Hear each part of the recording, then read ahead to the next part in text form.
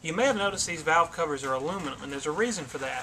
If you run the cheap tin valve covers, a lot of times when you tighten down the bolts, the valve covers themselves can actually distort or bend, and you can't get a good seal at the gasket. The aluminum's a lot thicker, and it doesn't tend to distort or bend like that, and it helps hold a seal.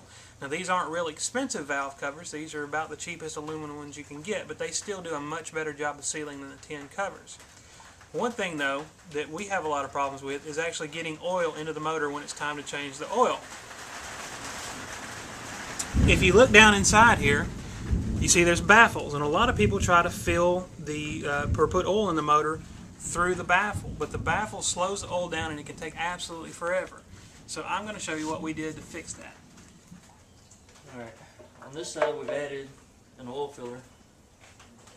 This one came from Speedway Motors, and they come just a screw-on lid. You can add oil into the engine. They come as a bolt-on or weld-on piece, and we had trouble getting the bolts to seal really well, so we just took it to a local boat shop and had them weld the aluminum on there.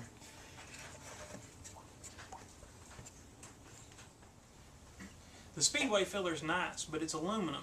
So if you do use the cheap tin valve covers, you can't weld to it because you've got tin and aluminum. But I actually made this one. This one's homemade. And what it is simply a piece of swedge tube, like this, off the car. And what I did was drill a hole in the valve cover, and I actually cut off the threaded part of a bent swedge tube. It was bent in the middle. I cut this part off and welded it into the car. I cut the threads off here, screwed them down in the hole, and then used one of these lock nuts, screwed it on top, and welded it down. It actually made a filler hole, so I didn't have to go through the baffles and the breathers.